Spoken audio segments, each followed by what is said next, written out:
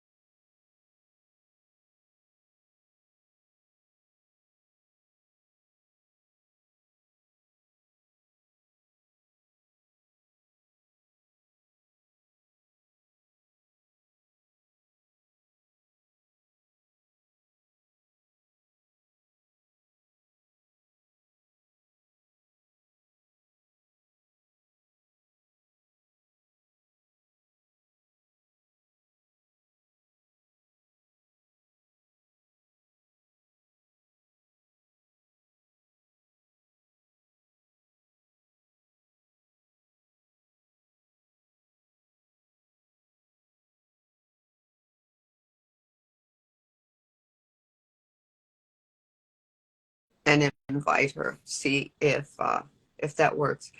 Boyka, can you hear me? Hi. Hi. I had a pause on my end because of my internet, or maybe it was Instagram. I don't know which one. I just assume that it's my internet.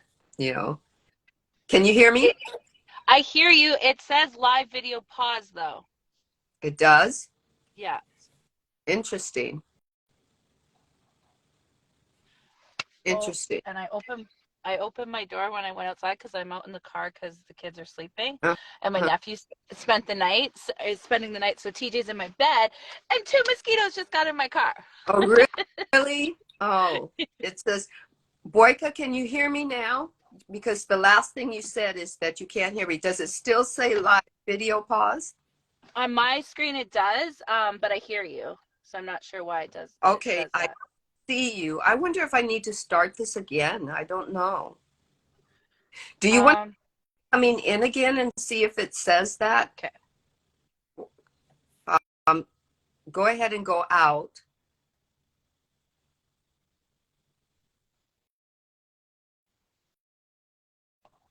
Can you?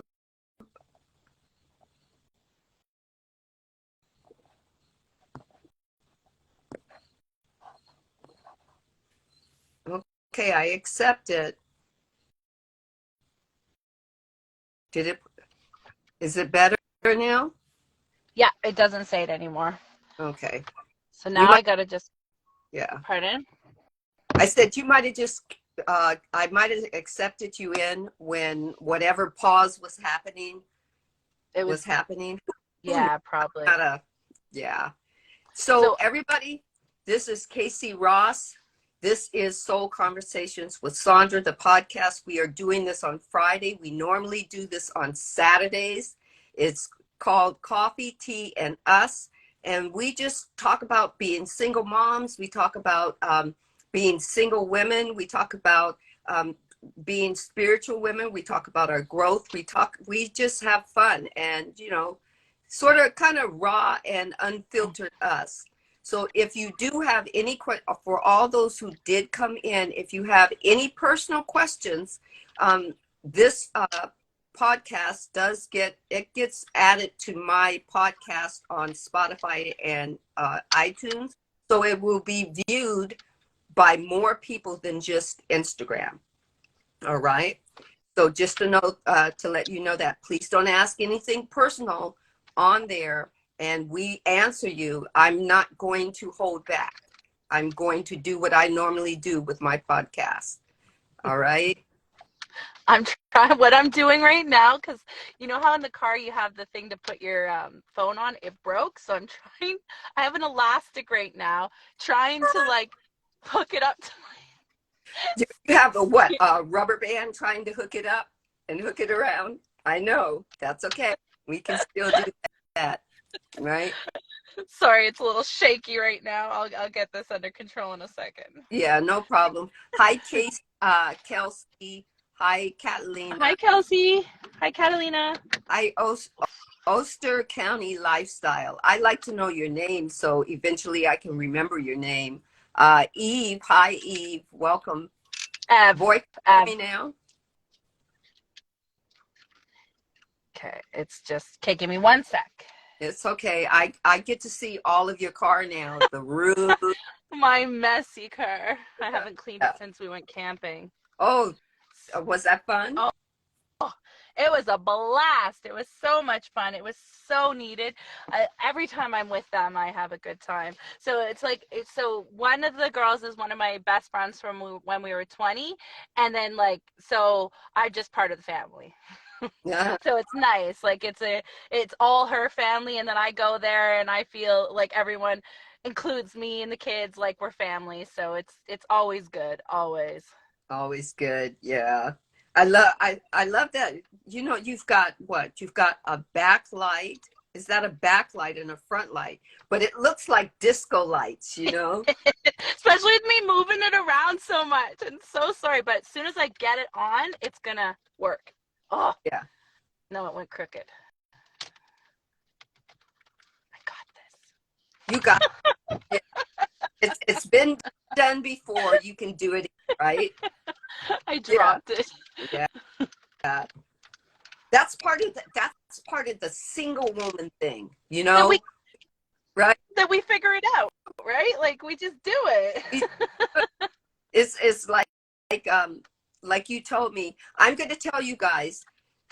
She goes, I'm her teacher, right?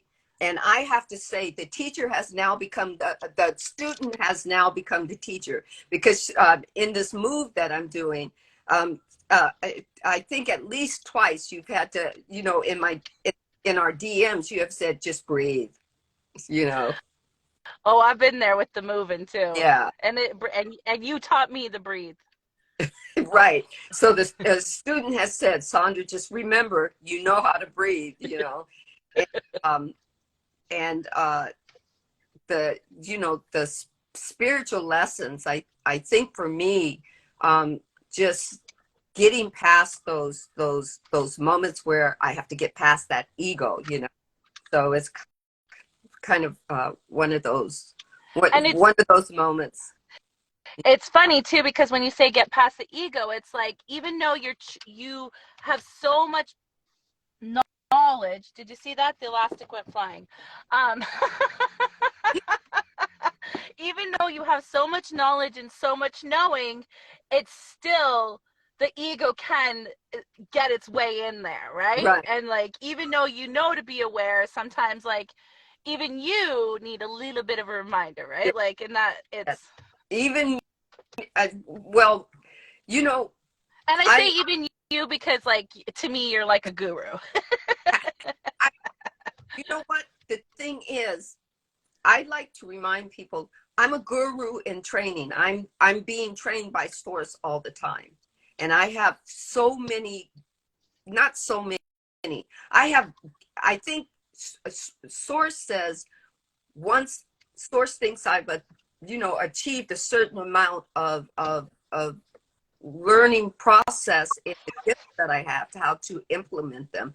The Source just says, okay, next. And I'm going, well, wait, do I get a moment? And Source says, nope, next, that kind of thing. But in it, I'm still doing the, doing the single woman life.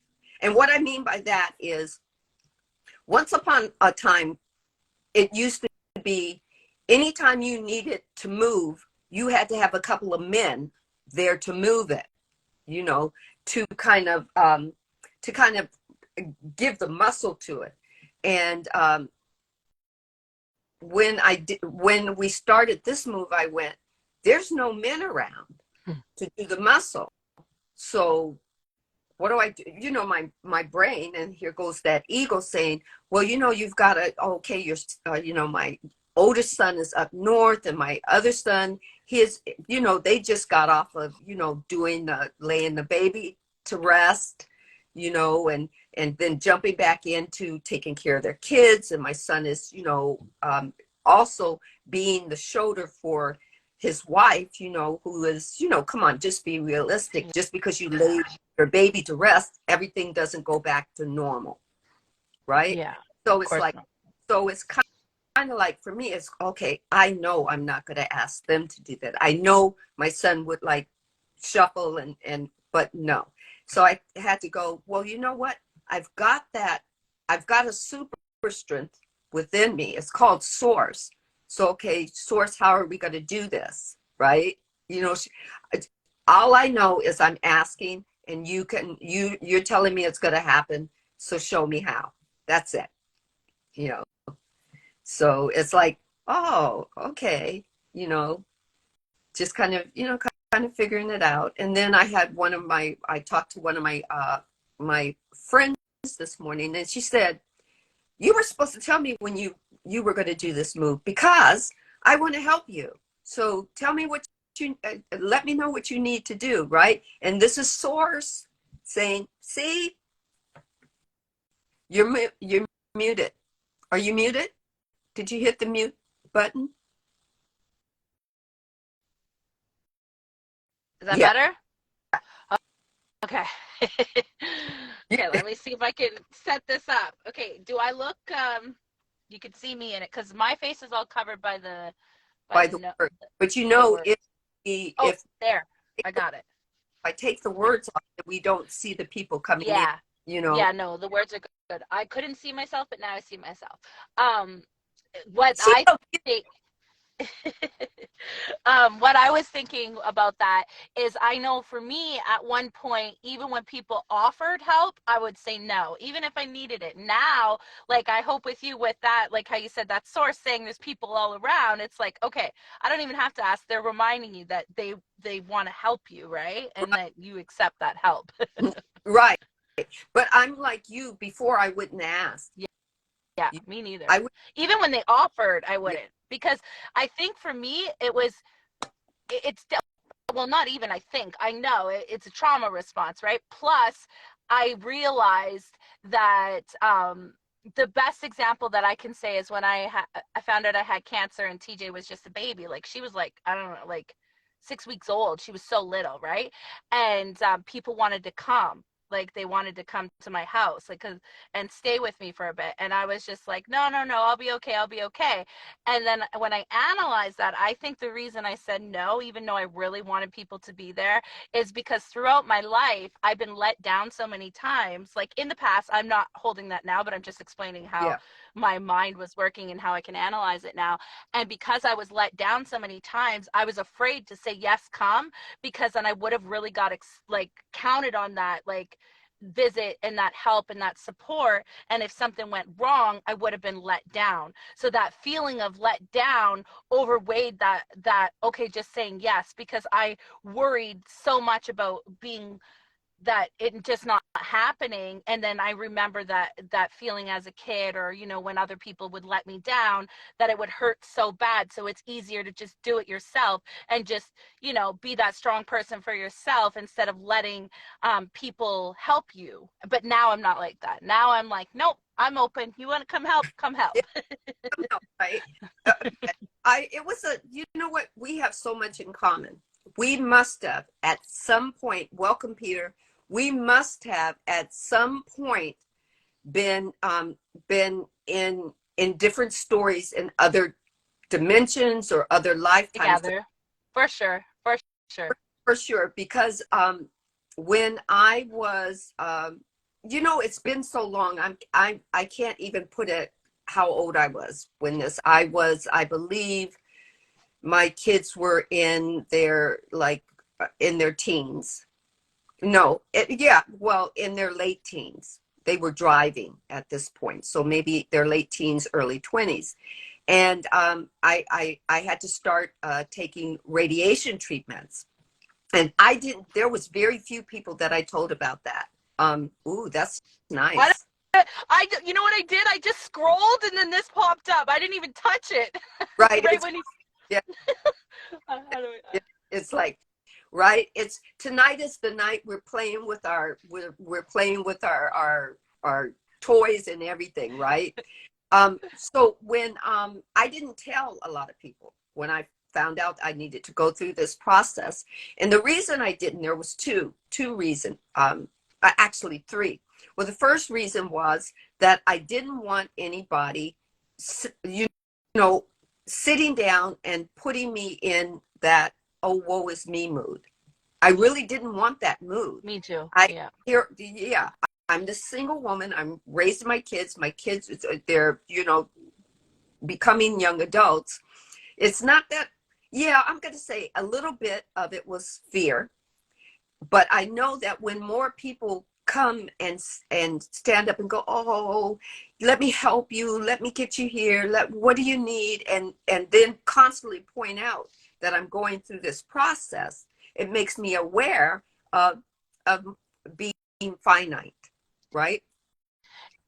I actually, one of that you say that, someone I know, I don't know if like it's open to say, but someone I know is going through that right now. And she told me that when she's like, because when I see her, she's all bright and happy, and and then she said because we had a personal conversation, and she said, when I'm going through the when I'm going through the chemotherapy, no one's around. And I was like, I wish I could be around for you. And she's like, no, I want it this way. I want it so that, like, I don't want no one seeing me go through all of, because when you go through chemo, you're sick and all that. So she said, so now that you're saying that, I could see where she's Yeah, yeah, because most people don't know that the words that they're speaking aren't really necessarily uplifting. Those words are comforting for them who are speaking it, because they're making sense of it, and yeah. then giving it to you. So for me, this is two things. I laughed a lot. I worked a lot. I still went to work while I was doing that. I did not take off of work. I came home. I was into my children 100%. They were young adults getting started in their lives and stuff. And I think I let my older sister know. And the reason why I did that was my older sister looked at life like, let's just laugh, let's just have fun, and going through that. And for me, that's the way that's the way it was. And then as I, went through the whole thing and got to the quote unquote finish line, and and actually got to the point where I I actually could tell other people. And I will tell you, when I talked to my, this is I could say my older brother, when he found out, he goes, why am I always the last one to know? And then it was like, well, did you get a second opinion with your doctor before you started this? Did you do this? And the whole kind of thing. And the first thing that happened is when he started in on that point, I was like this, because I was up and my shoulders were up, and I went through it, and I made it through. My daughter and my son took me to the treatments, dropped me off at work, picked me up from work, they made dinner, and we had family time, and so all that time very little people knew about it. And like I said, the reason is because they would take that energy, right, yeah, and do exactly what he did. And I went from shoulders up, saying, hey, this is what I was going through, good, I'm doing good, doing great. And in that conversation of him making sense of everything, of him judging the situation, of him, I went from from like strength to not. I know what you mean. Yeah. So for a minute, I'm sure, because I'm sure you got that strength right back.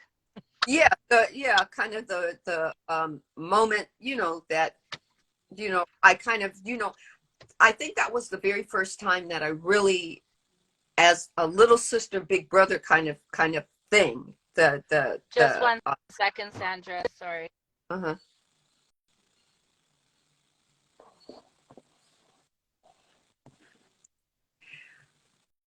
Hey, Peter, I'm going to let you in because I would love to talk about some autism as well. Okay, so please stick with the podcast.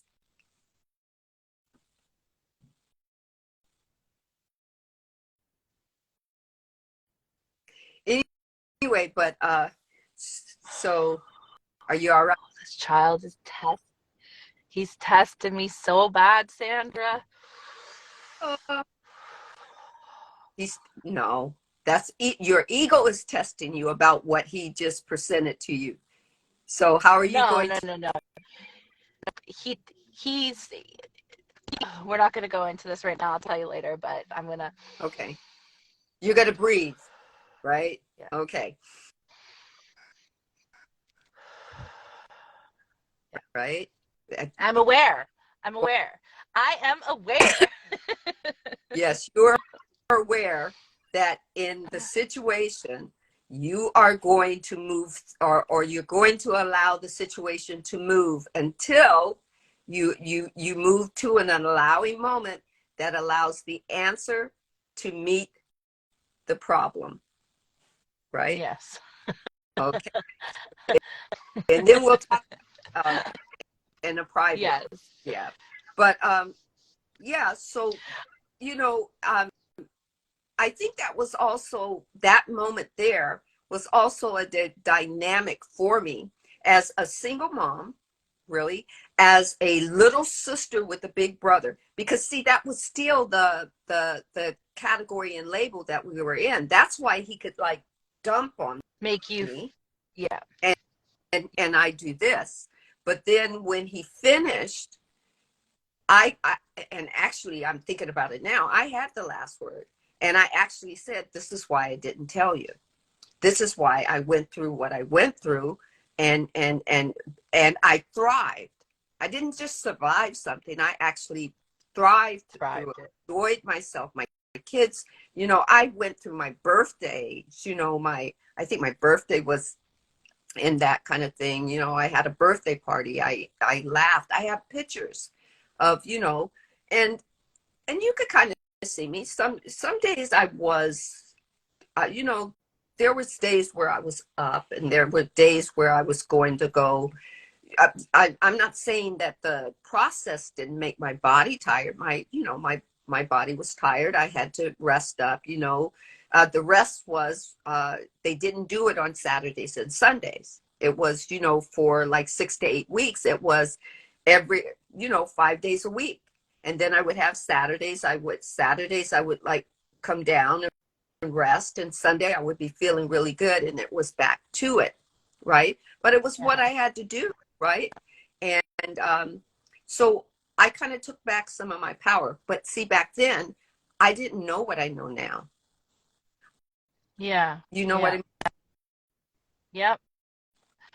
For me, when it was happening with me, I thank the Lord, thank Source, thank everything. I had found that power book, the one that I keep telling you that Sandra, or what's her name? Rhonda. Rhonda Byrne?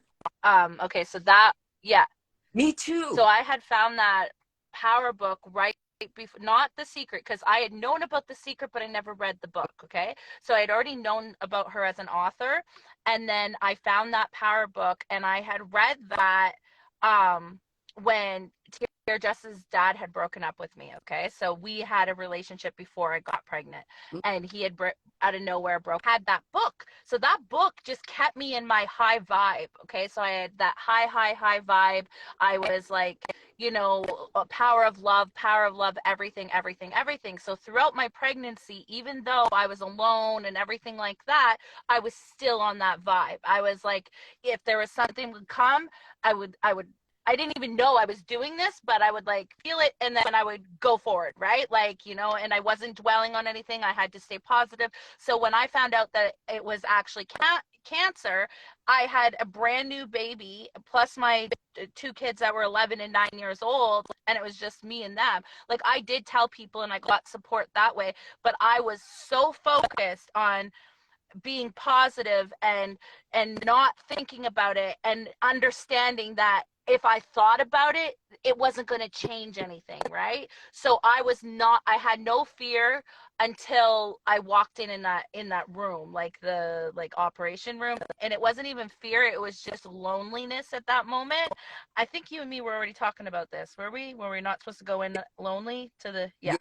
So that was the only moment I had of, like, you know, loneliness. But then when he came in, like, the doctor, I still call him my angel, like, because I remember waking up and just being like, I literally said it to him, like, you are my angel, you were sent here by God, because I remember I was all messed up on the drugs they give you afterwards, and I just remember looking up, opening my eyes, and he's there with a big smile, like, because he's a big joker, and he's like this big, huge, tall man, like, he just was like an angel sent.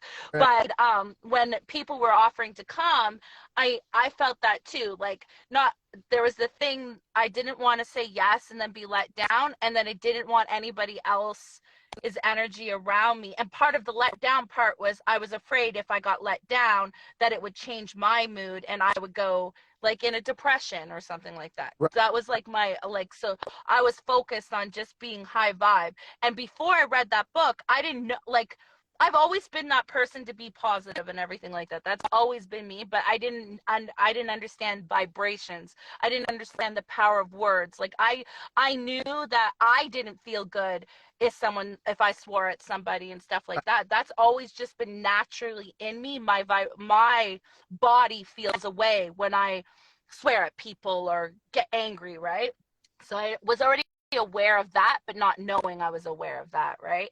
Right. So for me, it was like that book really was sent to me to go through like, to get through that little period. Like, I didn't have to do radiation, and I didn't have to do chemo or anything like that. I just had to get a surgery to get it removed, and now I have an MRI coming up. Like, so for 5 years you got to get checked just to make sure it doesn't come back or anything like that. So I have an MRI. I don't think I have to have any more MRIs, but in February it'll be 5 years, and then I'm clear, right? So yeah. Yeah, and you just reminded me when you said you did the book. This was at the same time that I was introduced to The Secret, right? So in What? That's so powerful. right That in I have it in both of us. it was, you know, so basically I watched my daughter and I watched.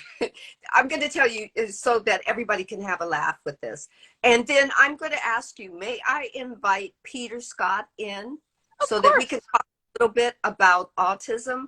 And Yeah, of I course. could wait a little bit because I wanted to finish this conversation, but I think you, me, and him will.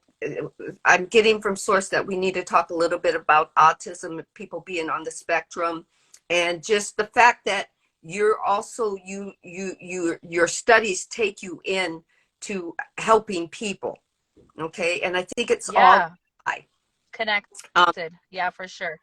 but the funny thing is, okay, so my son comes to me, him and his at that particular time, uh it was his fiance, uh or girlfriend. I don't know which title he was using then, but they are now married and have 3 kids, so anyway, so he excited. He says, Mom, I've got this DVD that you need to play.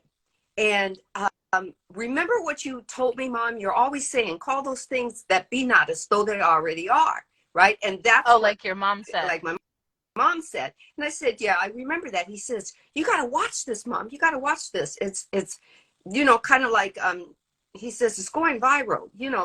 So I take it, right? And it was some kind Sorry, I want to interrupt for 1 second. of, Okay, my friend that I told you about I was with this weekend, she's uh, the one who told me about The Secret years and years ago, so that's funny. I never did like read the book, but she told me years ago about it. And I didn't know that I was following that already, but yeah, so that's funny. That just made me think of it. Sorry. Okay, so he was so showing you it and yeah. So what he did was, I think that was somewhere between the end of October and November. Well, I took it, I put the CD down, and I hadn't looked at it. Got busy, whatnot. So Christmas is coming around. I'm doing family dinner. He'll be there. And me and my daughter look at each other in one moment. Mom, have you watched that DVD yet? No. Don't you think we should watch it? So at least if he asks, we can asks. Yeah. yes, right? And of course, so we put it in, and literally from the beginning of it to the very end of it, like goosebumps, you know. And what what I recalled at that particular time while I was, going through this, is there was a woman that was part of that they used as an example. She was saying she used the law of attraction when she found out she got pre-diagnosed, that they were trying to find out what it was, and they told her what they thought it was. She decided to use the law of attraction and attract herself to laughter.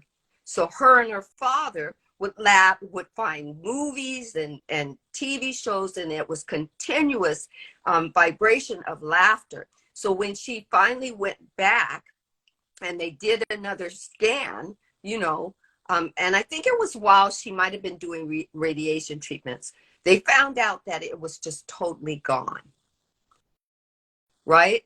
And that whole thing, so that resonated with me. So I just went, oh, I can apply this to what I'm doing by only telling a certain amount of people. Only my kids knew, maybe a couple of people at my job knew, right?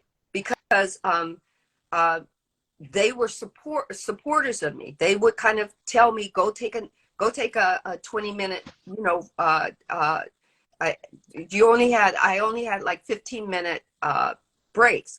And then my one of my bosses before the newest boss I got, she was like an interesting duck. Okay. But the ones before that would say, take 20 minutes, go close your eyes. And I said, no, I might fall asleep. I might oversleep. They said, don't worry, we got your back. We'll wake you up. Just, so they knew what I was going through and everything, and supported. But I just didn't tell everybody. I just didn't feel the need because I was practicing something new. It was new territory for me. Let's come on. So that's so beautiful though that you saw that right before. Like, did you see it while it was happening, and then that's when you decided not to tell people No, because you already no, I saw it like in the midst of it. of So it? Okay. in the midst stuff, you know, it came at the right time, in the right place at the right moment, right? Yep. And Yep. really, only my kids knew, and my sister knew, my older sister knew. And, you know, because everybody else in my family would have their own thoughts to what I should do or what I shouldn't do. If I should get, you know, third and fourth opinions, you know, if I should stop, you know, stop working or don't work, or, you know, the reason why And I you did, just wanted to do it your way. Yeah. yeah. And I didn't want to be at home, because at home by myself, come on, the ego thinks. I didn't even know about the ego then, but it's, you know, I just thought, hey, I'm a Gemini. I'm going to think. I'm going to think, Yep. and I'm going to think myself, you know. And, you know, it's like, here you go, thinking, I'm also a single mom. What's going to happen to my kids? Even though they were uh, uh, in their 19s and their 20s, to me they weren't full adults. They weren't ready. I needed more to, you know, that whole Yeah. kind of thing. You, when I need more time, why is this happening to me, blah blah blah, right? So it, Same with me. I never once let it go in my mind that, what about my kids? Fine. And I had to tell myself that. or sometimes Yeah. the positivity other people give you isn't helpful. Yes, Yeah. exactly. You Yeah. know, and then now you're trying to kind of dodge them, you know. And back then I didn't, literally what I'm what source is allowing me to read to you, and I guess source keeps coming and telling me to say and teach to people. I didn't know that then. I mean, I kind of Yeah. sort of, because I grew up with my mother allowing me these. It's like it was already in your soul. You just didn't have all the other things saying this is what it is. Yeah, That's what I feel with me too. Like when I came into this Instagram community of everyone who's all spiritual and stuff, I feel like all of this, like it was all stuff that I was already doing, just not fully doing, right? Like it's all stuff that there's a lot, not all, but there's a lot of things that I already did or already knew about, but didn't have words for it. yeah, Like couldn't put, and I've told you this lots of times, that I couldn't put into words what I'm trying to express. I'm getting better at it now, but it's always been there. Like throughout my life, I've always had this, like you, like you're, what some people we meet, I know, say, okay, this happened like this, right? But this has been a lifelong thing for me and you, yeah, because you said it too. yeah. You know, and it's really it's a great I don't know. I had to go through what I had to go through to learn what I learned. Would I Yeah, change any of it? Actually, no, I wouldn't, because there was life me too. lessons, and lessons that my soul came to experience and came to learn, right? So Yeah. no, I wouldn't change it. I'm going to let Peter in because I want him to talk Yeah. about, because we're talking about what we went through spiritually. I want him to share with us, I hope he will, his autism story, because that runs right in sync with what we're doing and we're sharing. So can I bring him in? Is that fine with you? Yeah, of course. Of course. Yeah, I was in a live with Peter before I met him. Yeah. So I hope he's still in, and he's going to come on. I invited him in. It says there he is. Hi, Peter. Hello, Hi, hello. Peter. How are you? I'm How is everyone? um Peter. I I'm want to. good. I want you to have the floor, because I think your autism story fits in right here, and I want more people to understand about autism as well. Um, and then I would like for Casey to speak a little bit about what she does helping other people. Okay. Yeah, that sounds. Right, where do I start? That's the thing. I've just woke up. It's about 2:30 in the morning here. Wow. um, Wow. and I'm just going to show you something. Okay.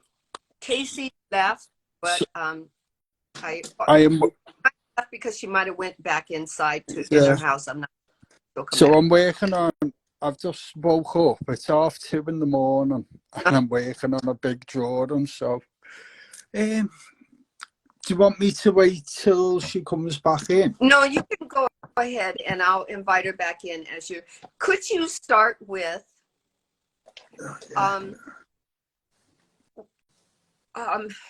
this is kind of for here. I'll start it this way.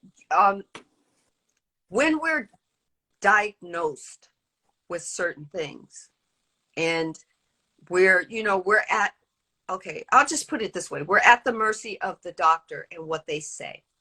And Yeah. with doctors, they're most of us human beings think that the doctor's words are gospel.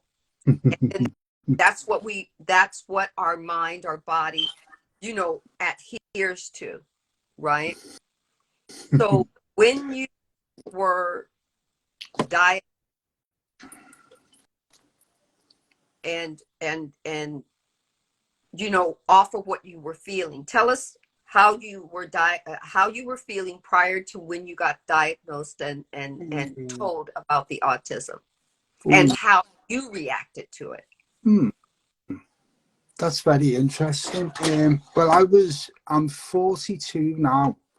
I was 35 when I got diagnosed. Mm-hmm. So I'm still got to come to terms with little bits of the autism. But I phone overheated. Yeah. What had happened was before that, I was having really it's very hard. Hold on 1 second. Casey, as soon as your phone gets back, you let me know and I'll let you in. Okay. How do I start? So basically for me, I always knew I was different. I didn't know to the extent. Sorry! It overheated just as you came in. I had it plugged in to the car and then I touched it and it's like super hot. Don't blow yourself up, please. Yeah. Sorry for interrupting.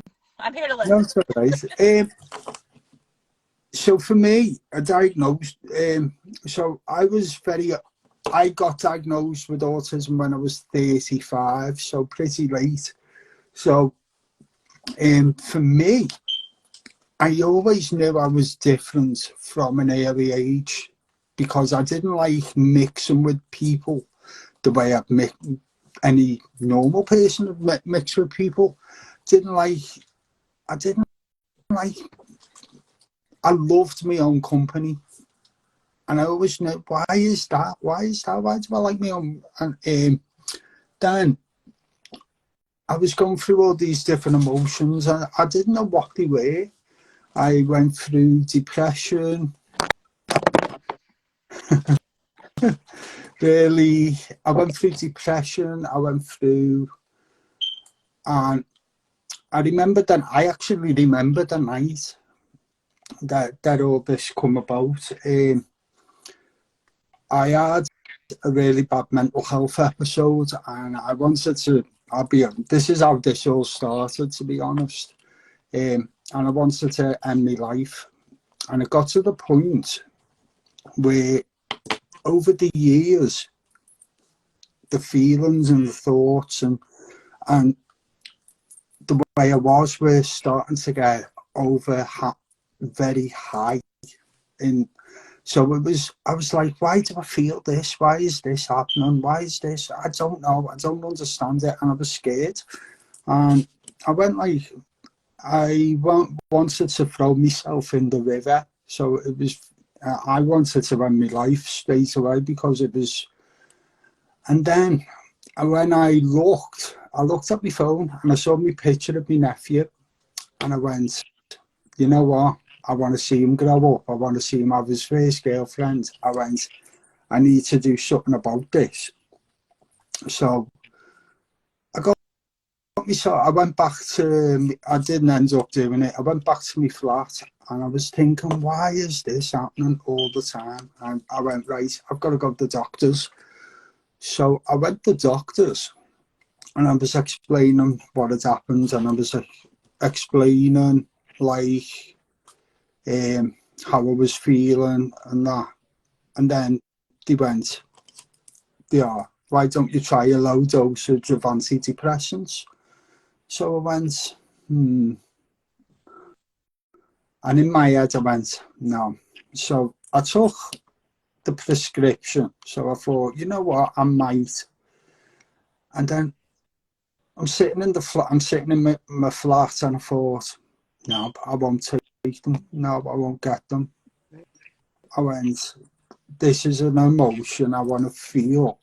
Right. Naturally, I don't want to be medicated. Now, what I've got to just say is, medication, if that's for anyone that is listening, that's for them, that's their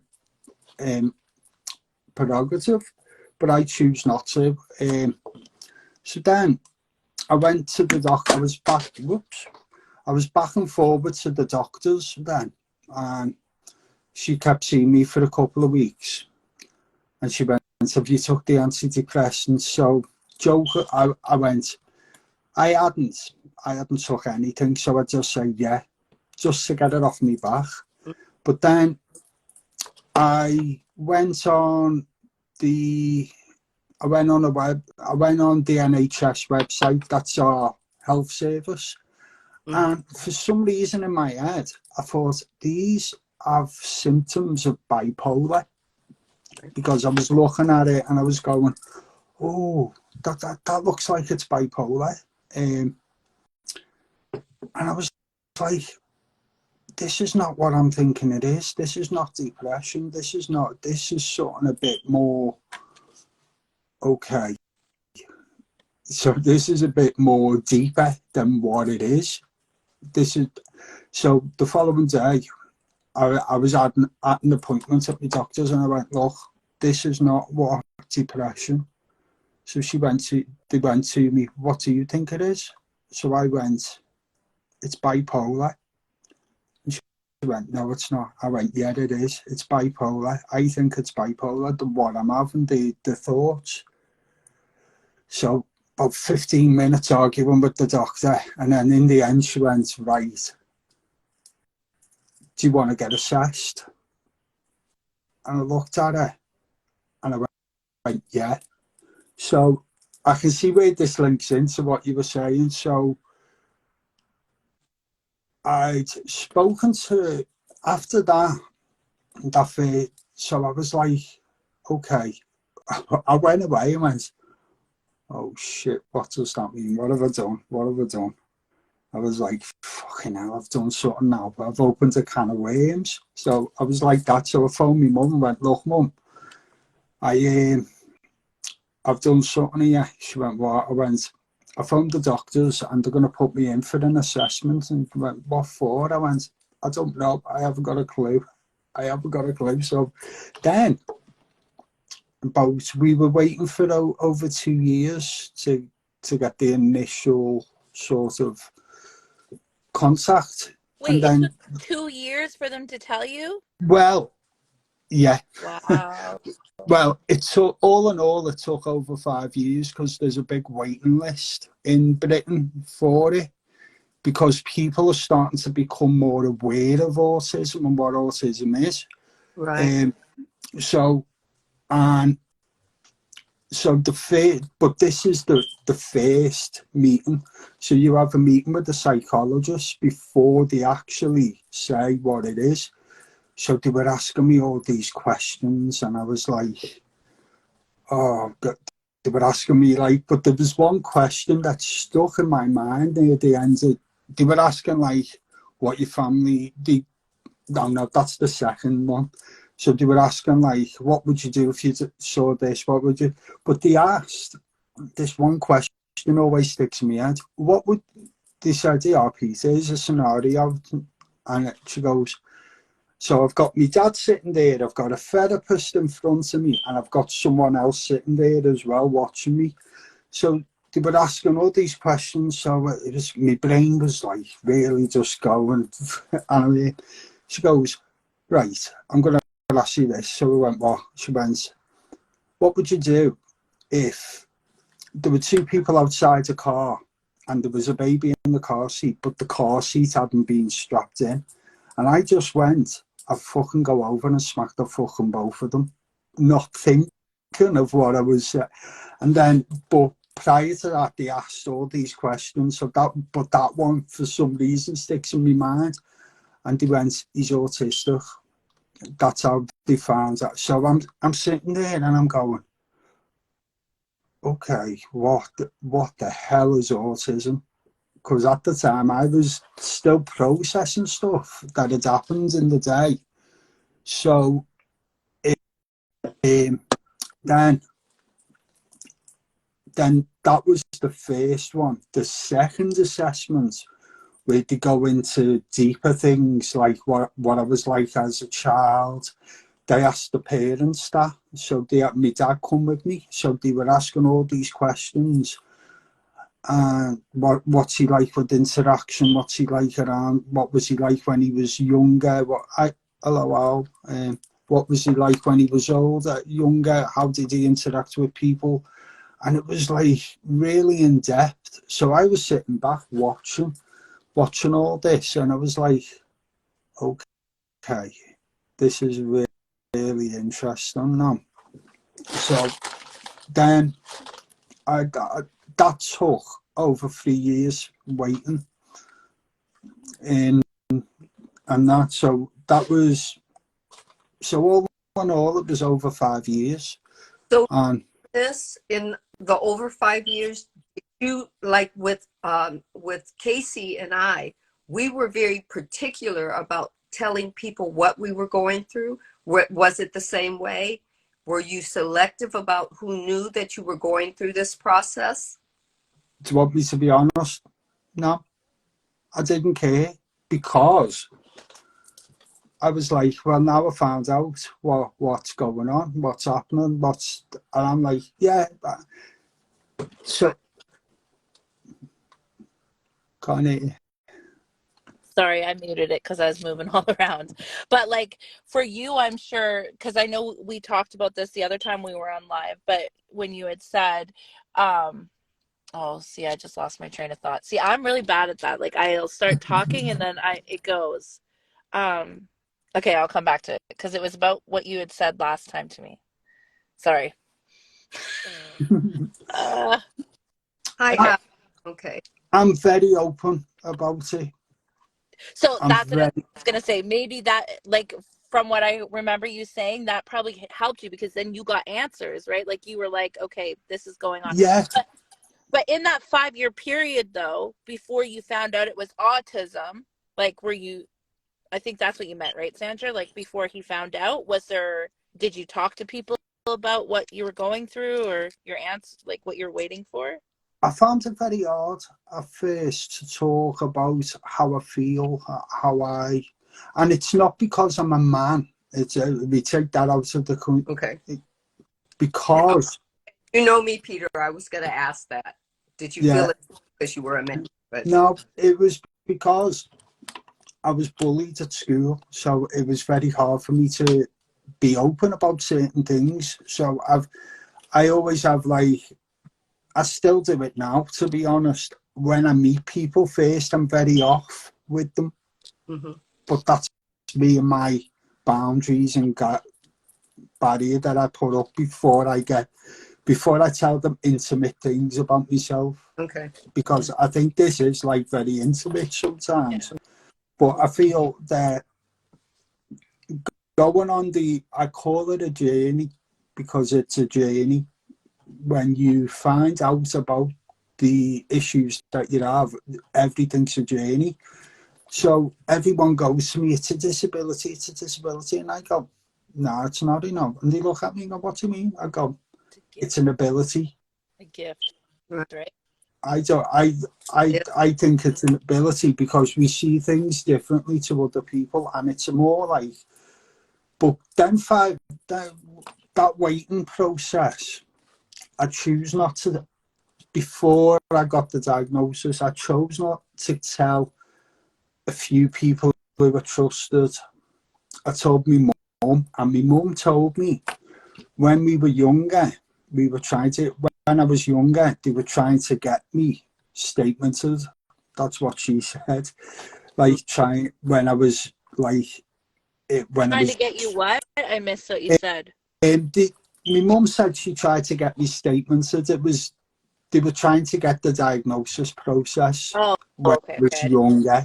That's better way of putting it.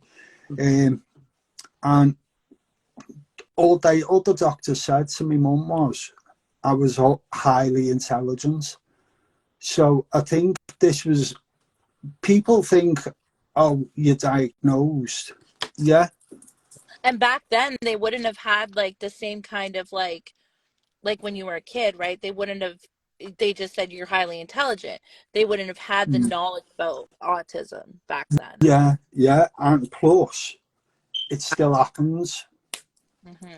One thing I want to add to this, to like from my passion, this is a perfect example of how effed up our system is, and that's not just Canada or US, because you're in US, you're in where, UK? UK, yeah. Yeah.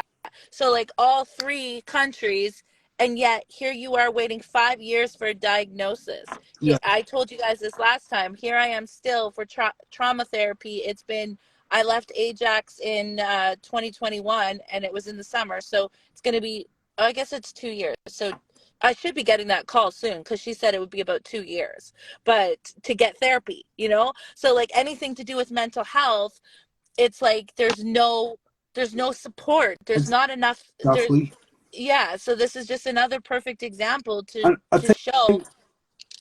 I Um, think what, um, as, I've got Ray from I'll Say It, who's on the spectrum as well, autistic, and I had told her about the live that we were going to do, and I had told her that I would like to invite her in for a little bit so that we could also.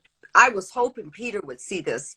I was hoping, and see, Source brought you in, Peter. So stay with me. Don't go anywhere, yeah, because this I'm going to tell you this information. I have to put it in my podcast for as many. can I just show you something? Uh-huh. I wasn't going to say this, but I've started writing like my story. Oh, So awesome. I'm gonna turn it That's into. awesome. Turn it into I've, a book. Okay, hold yeah, on to accept her. And we're going to, because there are four of us on here, because this is the podcast, because I want to make sure that everybody can hear everybody and speak to everybody. Please, when you're ready to speak, raise your two fingers, and let's be respectful of everybody getting their information across, okay? Because I really want this to go in my podcast across Spotify and YouTube. All right? Okay. yeah. So Hi, I haven't met you before. I've seen you on lives with Sandra. yes, Ray, Hi. Casey, Peter. Oh, yeah. No, I'm. Hello. Oh, okay. I thought you were introducing me to Peter. I was like, I already met Peter. I think Ray knows Peter, but just wanted to make sure. Okay, Catalina says, I've been diagnosed with an Immune. autonomic nervous system disorder. They said it about 2.5 years ago. Wait to see the pronounce that word. I don't Autonomic see the comments, so I can't even read it. Autonomic, I think. special. Okay. We're going to South America to seek treatment. Oh, Okay. Catalina, I'm happy to hear that. Yeah. I've known her since high school. Well, I didn't go to high school with her, but she was friends with one of my high school friends. Okay. One of the Ooh. crowd that we hung out with. Okay, Peter, thank you so much for sharing your story. Wonderful. Can anybody else see the comments?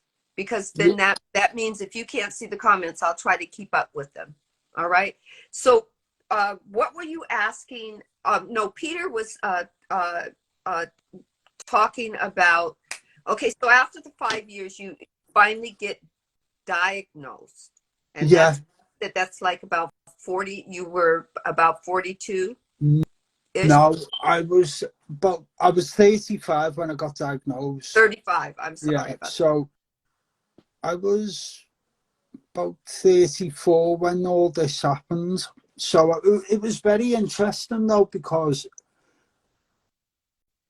I turned around, I'm sorry if I'm going to swear, because I'm going to swear, and then it took a lot of time to sink in for me, because I was like, okay. I actually broke down and cried, and me and my dad were talking about things, and like, what people forget with a late diagnosis is it's not just you. It has an effect on, it's everybody else. So it's your family, it's your, so, and me and my dad had rough patches, and it was hard. And we were talking about that. And then I just went for a walk, let everything sink in, because I was like, oh, what's this? So then you feel like you're on your own, and you feel like sometimes why am I different? You always ask that question, why am I different? Why do I feel like this? Why do I don't want to be different? So you start like questioning a lot. Why did this happen to me? Why did this? And you're like, and then when you sit with yourself, when you sit with yourself and process it, you have time to reflect, and you go, do you know what? It's not much of a problem what you're making it out to be. Right. So then you start going, oh, the possibilities of everything now are going to be a hell of a lot different. I can start putting in coping mechanisms for when I'm feeling stressed, when I'm feeling anxious, when I'm feeling angry. You notice the signs of your emotions, if that makes sense. No. So it's a lot more heightened. So basically, when you're getting angry, you get angry. You're more, how can I put it? You're more different to when neurotypicals get angry. So it's like, it's very hard for you to process. And then sometimes I'm very, people see it with me, so people can see when I'm angry, so they go, what's up? So people who've known me for years, and they go, you're all right. So what they start, and these are younger people who I do voluntary work with and who I work with, and they notice the little signs that are going on. So they go, right, they tell everyone else, when Peter's angry, just leave him for an hour. Yeah. Because I'm like a bull in a china shop. But then just everything made sense. Little things come together, and you were like, oh, thank you. You're like, everything starts being more clear in your head, and you start going, okay. So then I thought, what do we do? But while I was diagnosed, they said, oh, there's these groups, do you want to join? So I go to a group on a Wednesday called Experience. So what we do, it's part of the National Health Service, and it's a group of autistic adults. And people come to us with projects saying, how can you make this more autistic friendly? So we all have an input on that. And for me, that's when things started opening up. And I always remember this. I spoke to an older man who got diagnosed in his 50s. He was 50, I think he was 55 or 56. And I said, well, how did you deal with the diagnosis process? Because at first, I'll be honest, I didn't want to acknowledge I was autistic. Okay. And it was very like, okay, this is a new territory for me. And I said, well, how did you deal with it? And he said, I learned to accept it. And that is always stuck in my head, that he learned to accept. And I went, well, he was in his late 50s when he got diagnosed, or 60s, I can't remember. And he helped me come to terms with it. And it was real. Then I went to, well, what day we in? Saturday in Britain. So on yesterday, I volunteer at an autistic drop-in as well. So I do a lot of volunteering. I work with young people, I work with adults, and but that's a drop-in for autistic people at the end of every month. So I volunteer at that. But then it started to make me think about, how do I tell people? How do I tell people who I've known for years? And that was the interest. I went, right, I've got it. I'll just tell them like it's a normal conversation. Yeah. And the first words out of my mouth were, if you treat me any different, I'll just fuck yous off. Sorry for my language, but they were the first words I said, and they went, what do you mean? I went, well, I've just got diagnosed with autism. And my friend who works with autistic kids said, I already knew that anyway. Yeah. I went, all right. I went, hang on, how come you didn't tell me if you knew anyway? She started laughing. But then that opens up. Can I stop you for a second? Mm. All right. I want, because I want, hold on. I'll get my thoughts together. Yeah. Ray, you said you got diagnosed at 37? Okay. I want you to give us a little background on you. And then the reason why I want to do this is because you are so close, you and Peter are so close in diagnosis as adults. And I know that it might, I think that I'm going to, and because I want you to do it first, the question that I'm going to ask afterwards is, do you think that how you view it is different because you're male and female? How you view being address that and being right? Can I ask a question that could be ignorant, but I still ask it because I like knowing answers. When you have autism, you're born with autism, right? It doesn't just come later? Okay. Yeah. That wasn't a stupid question. You know why? Because most people don't know the answer. Yeah, I gotta stop saying that. I'm just used to, like, because I always ask questions. If I don't know something, I ask questions. I don't even know, but I always say it might be stupid before I ask the question, but I gotta stop saying that part. I've been saying that for years, since I was a kid. It's actually it's a trait that people that are neurospicy will sometimes naturally say without realizing that they're saying it, because it's a way that we naturally mask. So hello, ladies, jelly spoons, and mosaics. I am Owl Say It. I was diagnosed with autism last year when I was 37. I got curious about my mental health because of my son, who is also on the spectrum. I guess we would be considered more with the diagnosis of the old school phrasing of Asperger's. But one of the things that I would like to educate anybody that comes into this live tonight is that women didn't start getting let me specify, women and other indigenous cultures have not been getting properly diagnosed until the early 2000s. Around 2013 is actually when one of I believe she is world renowned now, Judith Gould. I started listening to her book, Women in Autism. And what was really funny is how the conversation even got started. I've been a massage therapist for 12 years. And one of the things that is pretty fascinating is when being autistic is that there's certain things that we just naturally would do that it just seemed like the day-to-day. But when things of consistency that we've been doing for so many years have been completely ripped away, that's usually when the unmasking starts to happen.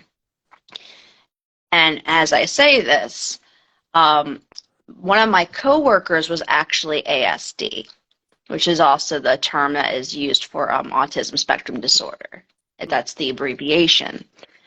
Me and her had this seamless conversation. Nobody interrupted, because fun fact, when you're autistic, it's a lot of the time we're trying to pay attention to the conversation, waiting to when we can politely interject into the conversation, or we get so excited that we start blurting things out, and then people will either think that we're being rude or disrespectful or condescending or sarcastic. It's like, no, we're literally just trying to figure out when are we allowed to talk. It's like the game of telephone when you're a kid, except for whatever reason, our brains don't know when we're supposed to pick up onto that phone call because we don't want to be rude or we don't want to be seen as rude.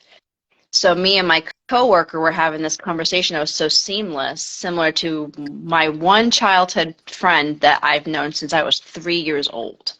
So anytime there was ever like a moment where I felt like I needed to second guess myself, I was always able to talk to him.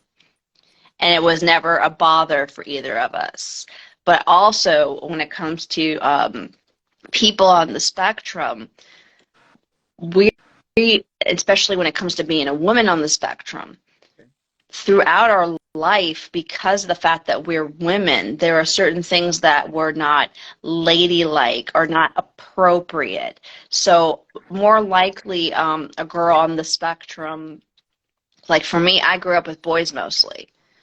So I didn't have a problem interacting in those ways. But when it came to being around other girls, it's like I had to mimic because I didn't know what was appropriate. And we also have this way of constantly trying to go out of our way to make sure we're doing something right.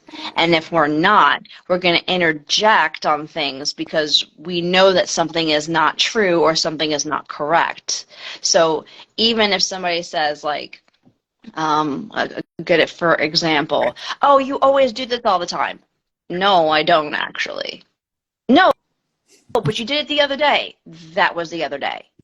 Why are you trying to get into an argument with me? I'm not getting into an argument with you. But because of how our tone is, people can perceive it as us being argumentative, us being rude. Our tone doesn't really shift. And also when it comes to our emotions, like for me, I know that I'm recognizing that I have alexithymia a lot because I can tell you my thoughts about a lot of things. But when it comes to my feelings and knowing what feeling I'm having in that moment, it's actually very difficult for me. And, you know, besides the fact of me being autistic, if I'm at the space in my life now that I don't like masking anymore. So when I'm around other people that I can fully unmask, that also includes my spiritual aspects of myself. I'm clairsentient, very much so. I have a question about the masking. Okay, so I've heard about the masking. So how do you know, like, because what I understood was it was just like natural, like it wasn't like, okay, you know you're masking. So when did you realize, like I could be wrong, but like when did you realize that that's what you did, that you masked, and then how did you know how to shut it off? That's the part that's kind of difficult. So basically, after I had that conversation with my coworker, I got curious. The following day on my Audible suggestions was Women on the Spectrum. I did not realize out of all of the books that showed up on my feed, Women on the Spectrum, it was a diagnostician's book.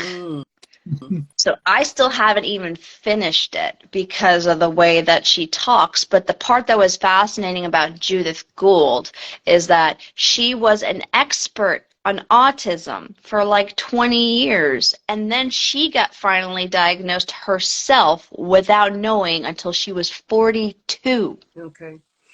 Peter, did you have a question? I was just going to say a lot of things what you're saying are ringing true because I'm the opposite. I grew up with sisters, so I'm used to being around female company all the time. So I could understand where you were coming from. For me, masking is when I'm feeling uncomfortable or when I'm in an uncomfortable situation more. I don't do it a lot, but if I feel a situation is uncomfortable, I mask.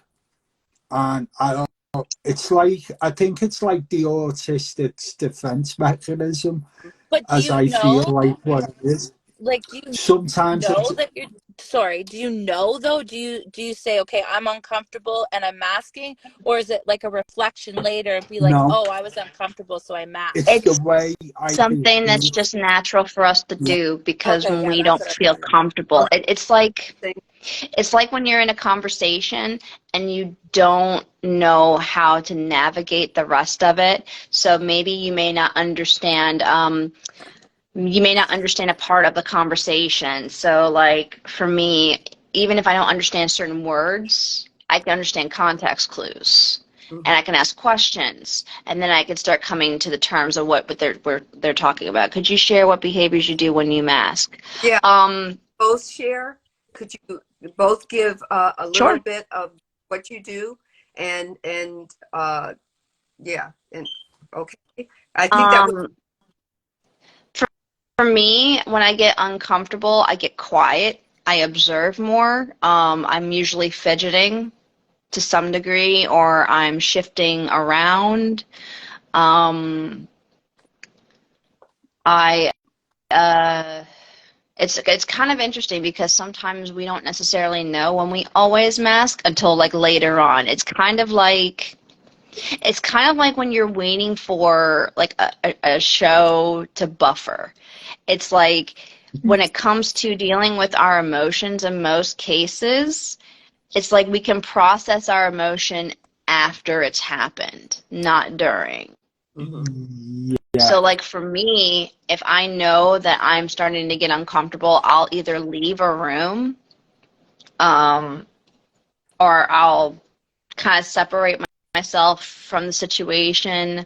Um, like I said, I'll fidget, but if I know like I can't fidget like openly, like I have like my necklace stone that I can play with, or playing with your hair, or messing with your nails, or playing with a cuticle.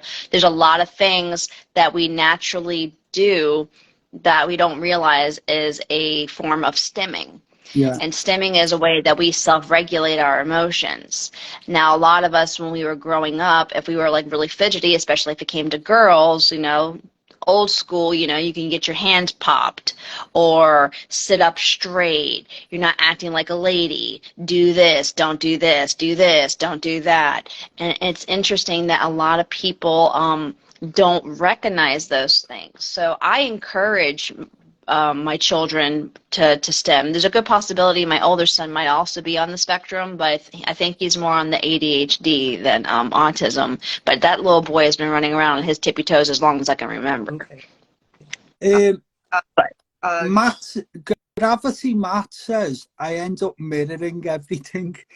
And do you know what? I was about to say that. I mirror how people behave. So if like someone's really negative to me, I'll be really negative back. And it's not me, it's just me going, okay, you're doing that to me, but I can show you I can do the exact same. So but for me as well, I do this quite a lot if I'm nervous, or because I used to. I got my spin ring. I got a necklace. I've got all these. Yep. So I have done that. So if I get nervous, I'll be like playing with them. Or what I found as well is that I overtalk.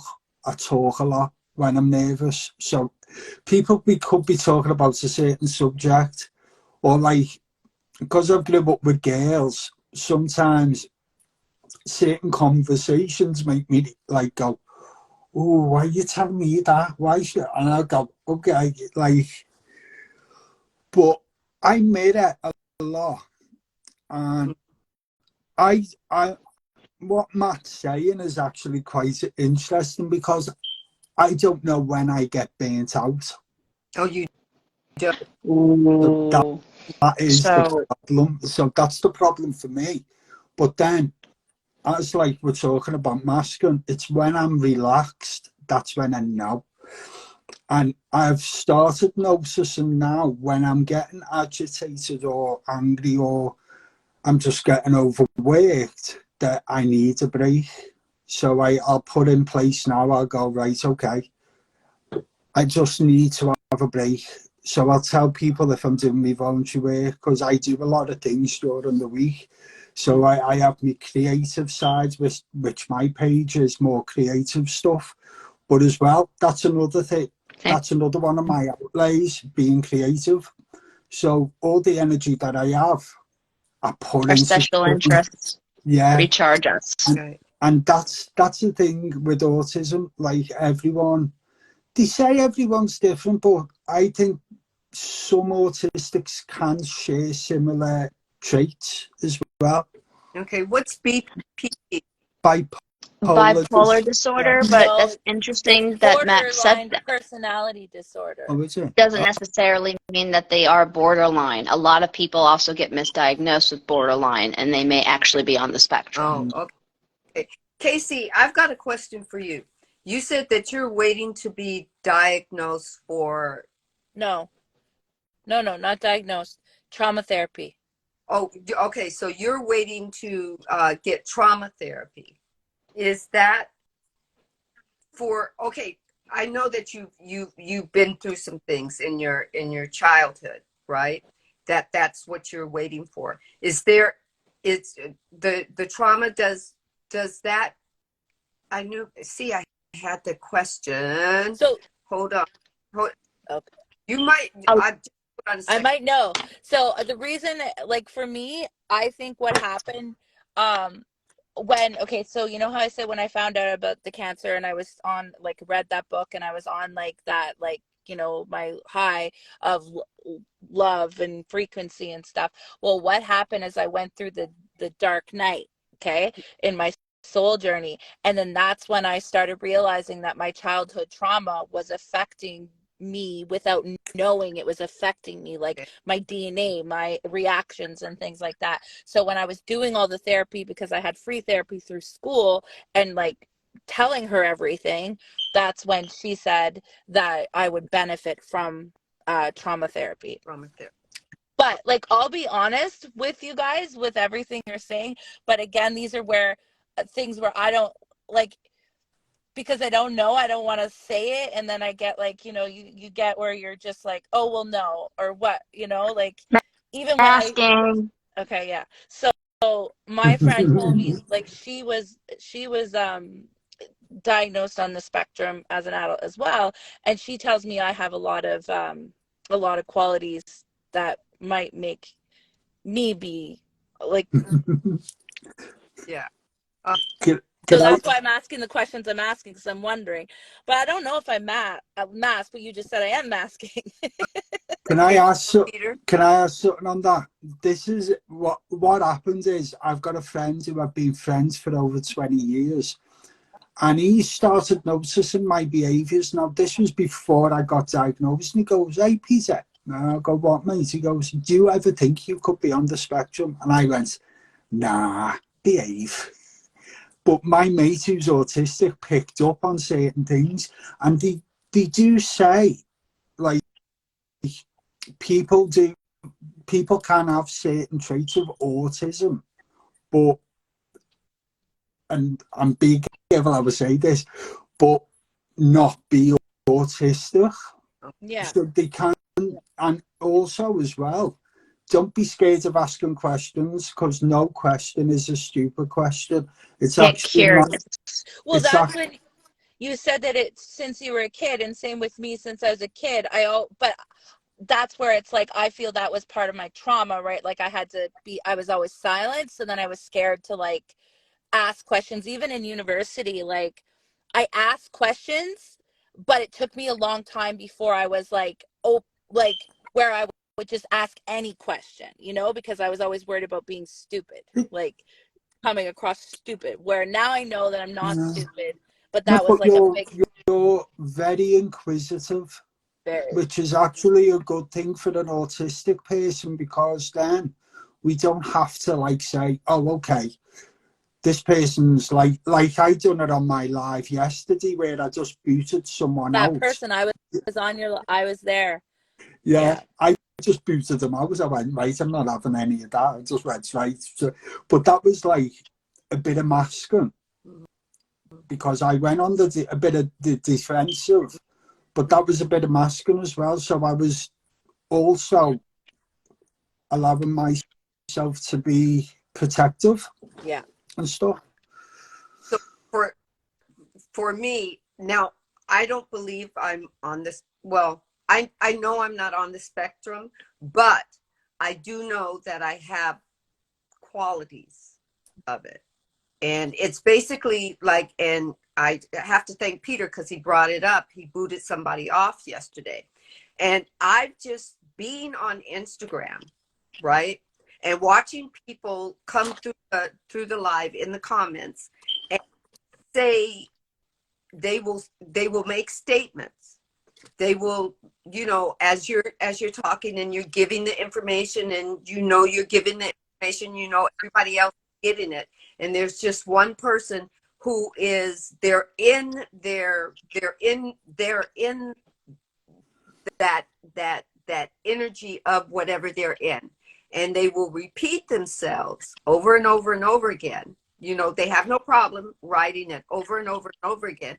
And with me, I believe that I can be on that kind of spectrum, because I have to hold back, because I have to hold back, because I have to hold back. This is how I'm saying it in my head. It's like, I want to tell this person, like, don't you hear what I just said? I just said that the ego, this, and blah, blah, blah. And they will type it over and over again. And I will be like, okay, how do I find this thing to stop them without saying to them, please fucking stop? Do you know what I mean? Because that's not right, because the acting, listening part of me says, I know I should be listening. What else can I say? Right? But it's like in me, and am I masking am I? I would say it's more of for you. It's a defense mechanism. So one of the things that I've learned from my experiences growing up is most people, especially neurodivergency, doesn't necessarily have to be autistic, is that we even a lot of our responses are based on a lot of times where we've dealt with trauma-based situations. So for instance, if we came from a home where a lot of aggression was present, a lot of yelling, then either two things usually happen.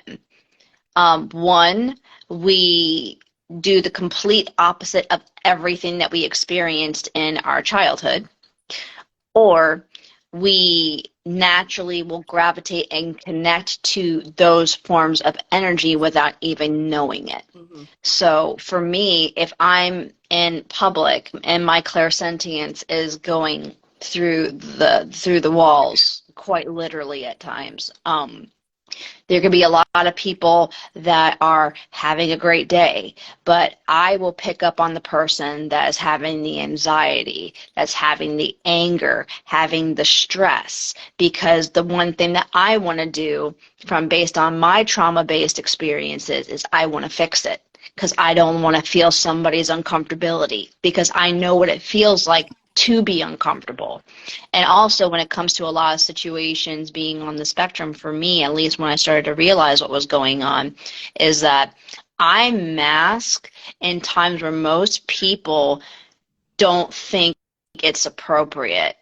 So if something very aggressive is going on, there's a lot of times where I can just deadpan tell somebody to go fuck off. That's Peter too.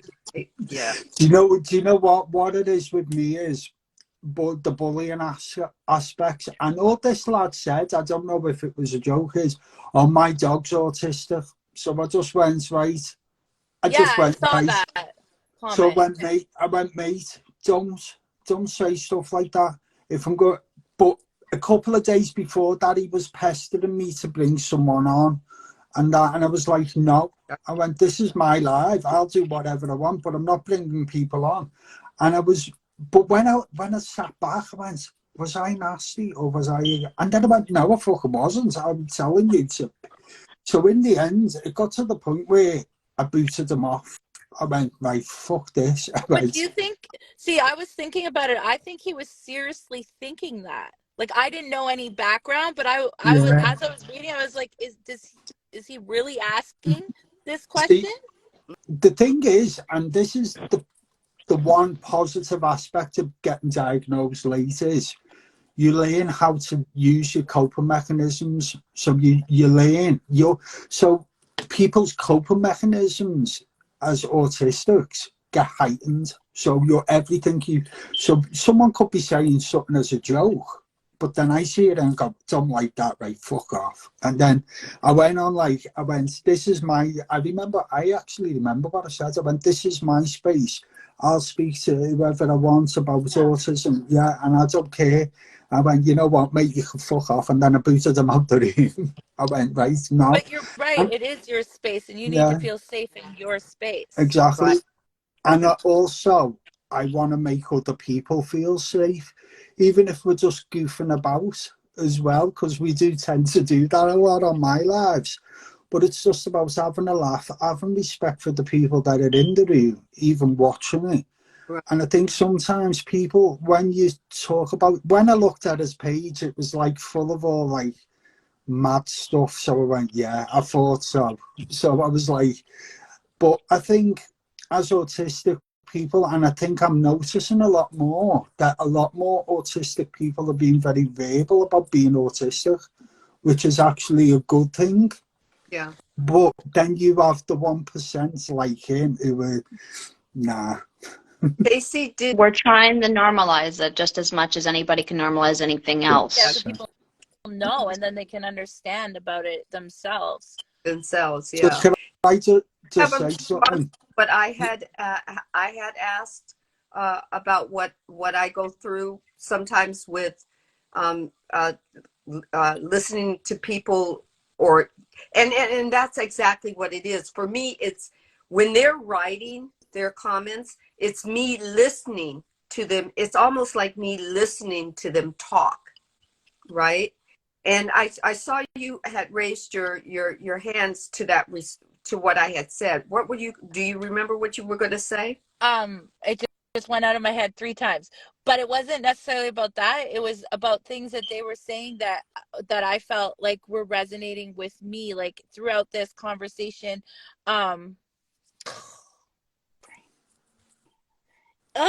Just went in and out again. Just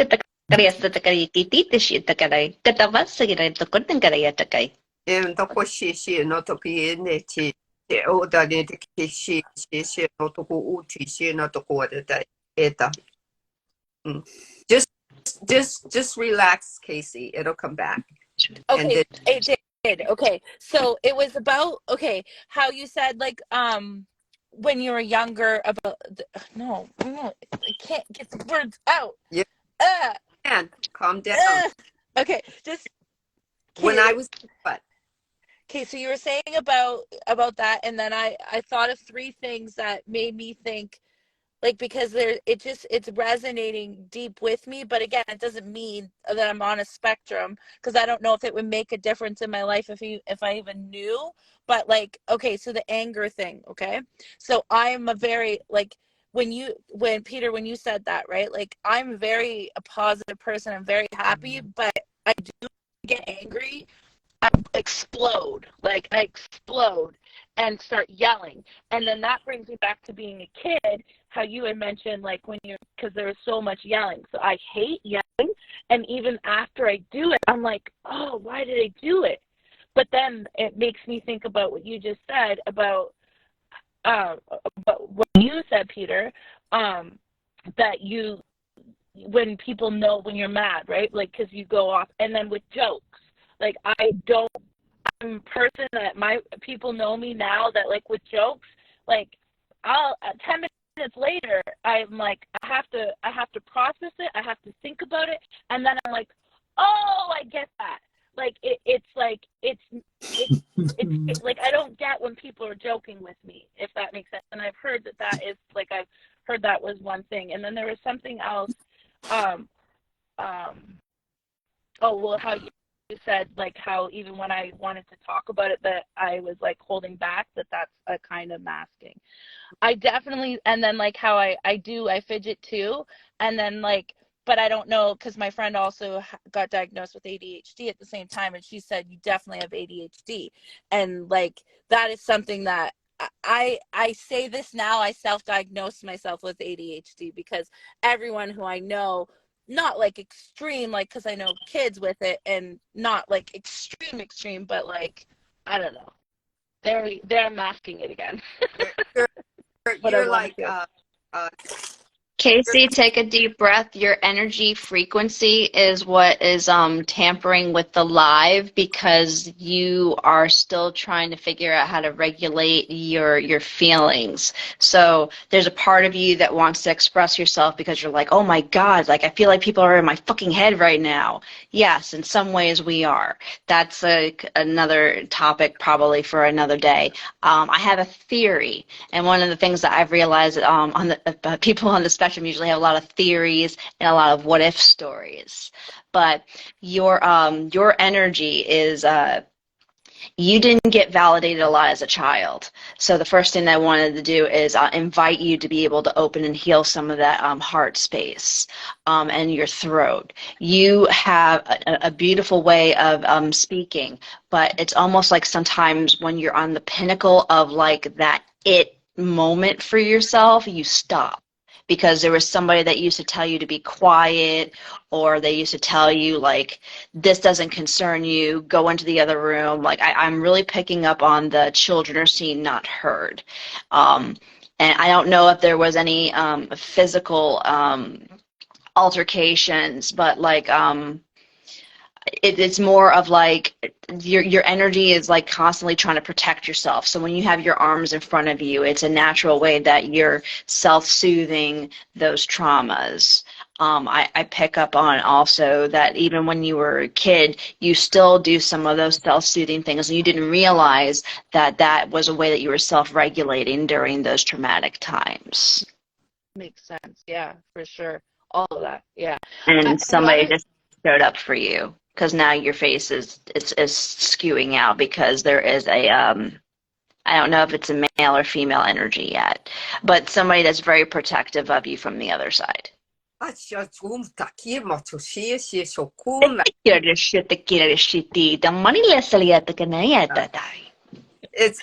Probably my best friend whose son is Yes, in my house right now. Yeah. It's her. And her name is Danny, so it's like a boy's name. Her name is Danny. I always call her Danielle, but everyone else calls her Danny. Danny. Yeah. Yeah, Catalina. That was powerful, right? And she knows Danielle. Catalina knows Danielle too. Yeah. Hi, Catalina. Okay, does the song Ebony and Ivory mean anything for you? It sounds, whatever, Ebony and Ivory sounds very familiar, but I don't know. It just resonated with me. Ebony and Ivory in perfect harmony. It's ringing, but I don't know why. What? Go together like a symphony. I think it was, who sang it? It was Stevie Wonder. Stevie Wonder and Paul McCartney. Yeah, I should know that coming from Liverpool. Yeah. Yeah. See, Paul McCartney is my boyfriend. In a past. Boyfriend in another dimension. That's all I.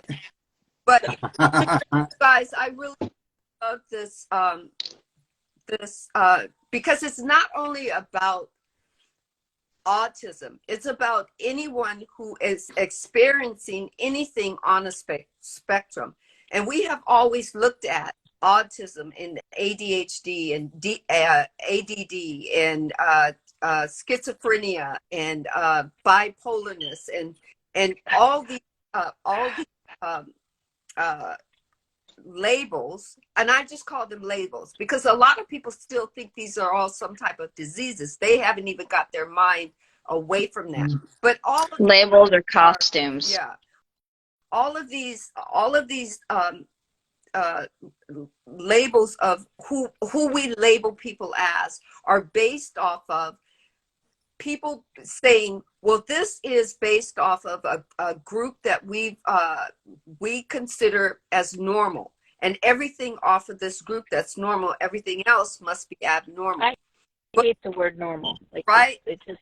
Normal is overrated.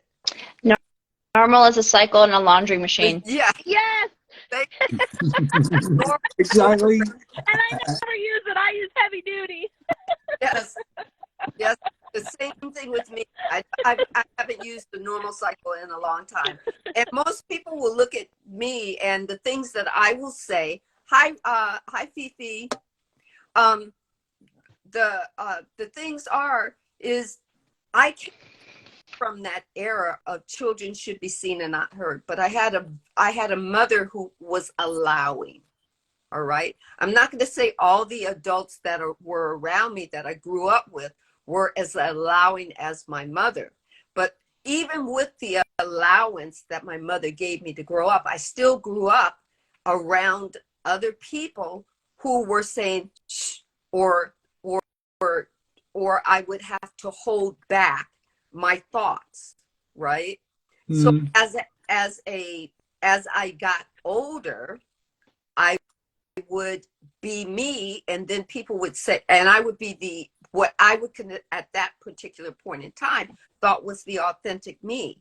Little to know, it's not, because the authentic me is showing up here at like in my 60s. All right, and this is the freest I've been with my verbalness of who's inside me. And going, and also learning that I need to be polite about it, because the real me wants to say when somebody gets me or doesn't get me, fuck you, right? As the light shuts off. As the light shuts off, right? Do you know what I mean? It's kind of like. Can I just say something while it's in my head, right? Casey, never be scared of asking anything, right? Because I think I've seen your lives, I've been on with you, and I feel that you're very, I get this feeling. I think as autistics, we can tune into people's feelings and stuff, and I get this feeling you're sort of scared of something. I do get that feeling quite a lot. And I am. I don't mean, like, I'm not, but I am. Like, as we're having this conversation, I'm realizing still, like, even though I'm more open, like, you know, a year ago, I would never talk about my spirituality. I would never talk about the things I talk about, like, on lives and stuff like that, because I was always worried, you know, what people would say, or this person's going to be mean to me, or this person's going to talk about me, or this or that, you know? So I guess that goes to the masking. As well, I find, because I'm very open about it, that I really don't give a shit what people think. I don't really care, because so I'm 39 now, and I'm getting better at not being scared, but I do feel, like you just said, there's still something that I'm worried about. Like, I worry. I don't like consciously worry, but like when I stop to say what I'm going to say, that's me worrying, right? Like, but I'm not consciously saying, oh, Your friend just said bullshit. Bullshit, like I'm not scared, or bullshit that I'm still scared? bullshit that you're still scared, and it's okay. Yeah. Damn, she calls you out. Oh, she does. And you know, it's funny because sitting right in this car, and this is what changed my perspective on death. Because when she passed away, I couldn't, like, I've had a lot of people pass away, but when she died, it was like I lost a piece of me, because she was like even though we had not lost contact, because we were always in contact, but she lived in Kitchener and I lived in Montreal, so we weren't around each other a lot. But we called each other ride or die, because like she could show up at my house and I knew if I needed her, she'd be there for me. So when she passed away, it was part of like when I was in that dark place, and then she passed and I thought I was gone. Like I didn't even know what to do. Like I didn't know what to do with myself. And then actually this house I'm living in now, the address is 444. Okay, you want to know? Okay, let me tell you, okay? So when she passed away, it was October 15th was her son's birthday. We went on October 16th on the Saturday for the birthday party here in Kitchener. I was living in Ajax, which is about an hour and a half away. I didn't talk with her. Like I did all the birthday party stuff with her. I was like doing, mom things, and there was a bunch of kids, and it was her first time ever throwing a birthday party. I'm the mom person, like I just always been. It's just who I am. So I was doing all the like birthday party things, but I did Uber the night before, so I was working till 4 o'clock in the morning. So I was exhausted. So by the time 4 o'clock came and kids started going home, I was ready to go too. So I just figured I'd see her in a couple weeks or a month or whatever. I didn't take any time with her to like have adult conversation to know that she was suffering, right?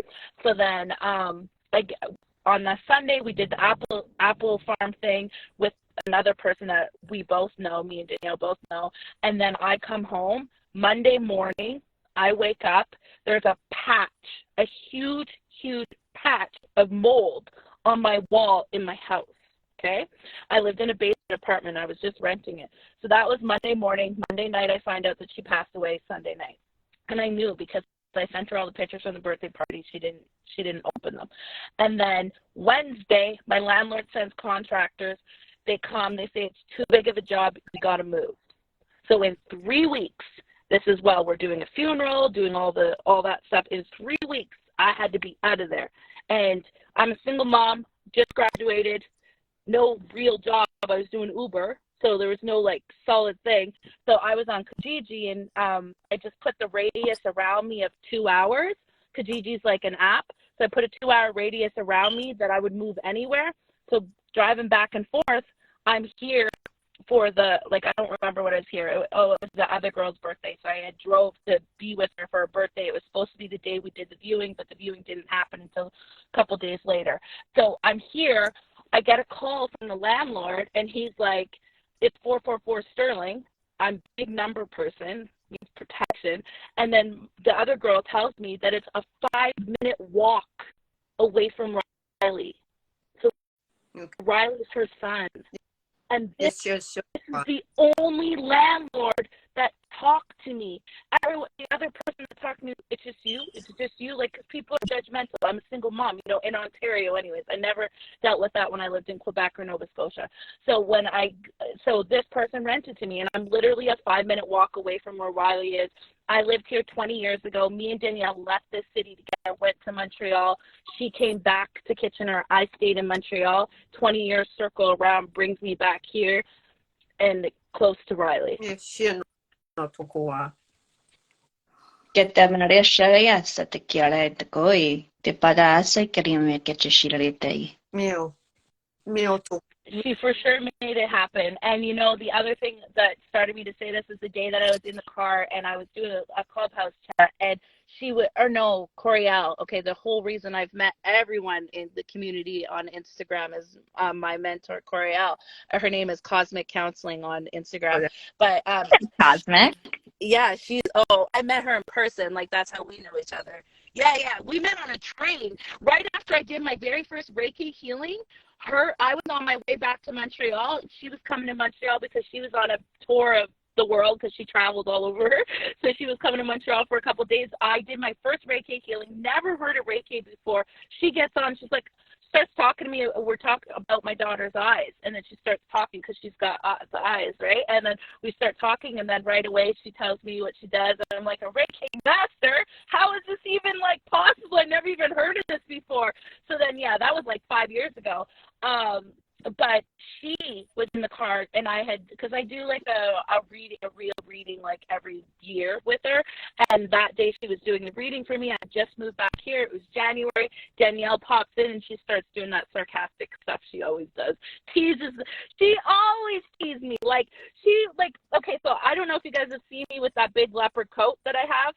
Okay, so when I bought that leopard coat, I bought it right the same time I was buying my outfit for the funeral. I bought it because I loved it, but I knew that Danielle would tease me about that. I was always the pinky girl, and she was like the gothic girl. Gothic, yeah. Yeah, tease me. But in a friendly way. So that's why she's there whispering in your ear. She's there. Your face is so you're glowing. Your energy has shifted since earlier when everything was very fragmented. Sorry. Peter. Yeah. I feel there's a thought that you want to share. Please share it. Back. Wow. See, so I'm going to show you something. Okay. Because while you're talking, I sometimes find it very hard not to interrupt. So I put my energy into art. Mm-hmm. He's left. No. He'll be back. He must have touched something on his phone. Like me. No, you didn't. I told you to go to bed. But what I was saying about the difference in death now is because that's when I started realizing to get me out of that hole. She kept coming through when I was on Clubhouses to give me messages, and then I read that book, Journey the Soul. What's that called again?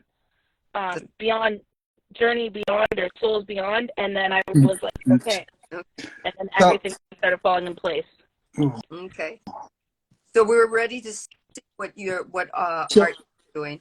I find it very hard to not interrupt. So while I've been here, I've just love it. So this is going to be a big, massive piece I'm hand drawing. It's massive. See, it doesn't even fit on the table. So nice. there's I feel you're very positive anyway. You're a very positive person, and I think I picked up on, I think I may be wrong, but I pick up on certain aspects of the way you are and the way you're talking. I think you could be on the spectrum in the way that you are very, the way you're talking and the way your energy is like mine. My energy is really. Well, the first time I saw you on live and we were talking, I wanted to say all this then, but I didn't, I stopped myself, and I felt connected with you in what you were explaining, and I was like, oh, this is a possible thing to do. What part? I think the middle part. Show me. I think what? Oh, sorry. I think what it is. My son is trying to say something. What? He said his heart was beeping. You know what? He's hearing Peter. Sometimes when we're online with you, we hear a beep. Oh, that's the fire alarm that I've got to take the battery out of. Yeah. I'm hungry. Sorry. No. Oh, you gave a message from my son. Also, Casey, does the date 12/5 mean anything to you? December 5th? No, but 12/25 does. That's my birthday. This is called a sleeping. You have to be Quiet. We have to be quiet. Mr. Scott is sleeping. How old is he? He's 6. I love 6. Mine are 15 and 13. Yeah. 6 is fun. Yeah. My nephew is 6, though. That's inside. Okay, so everyone, we have been on 2 hours. Really? Wow. It's time for a thing, you know, because we could just keep going on and on. There's so much, but it's not just, I wanted this because I knew that, well, source told me that this information needs to be seen. It needs to not just be not seen but heard. Mm-hmm. Right? It doesn't matter to me if it's not seen, but it needs to be heard, and it was supposed to be heard by everybody in this room right now at this particular time, for everybody that's coming through this feed, but also for my Spotify, also for my and you know, I am going to have to cut it short because I really don't know how long it can be. We need to do this again. Yes. Because I think what I'd like to embark in on all three of you is knowing what you know now about what you have gone through. She dropped off again. She'll come back. Knowing what you guys know now about diagnosis late in, what suggestion would you give if somebody came to you and said, "Hey, Peter, hey, Ray, we're trying to get some new things put in place for autism or on the spectrum people or children, what would you suggest to bring to the table?" I don't have time for it now, but I really, you know, if you guys could make some bullet points, if we could maybe talk again sometime tomorrow, or maybe even on Sunday, do a round table again, I would love it. What do you guys think about that? Yeah, I'll be up for that. Yeah. Sounds good. Yeah.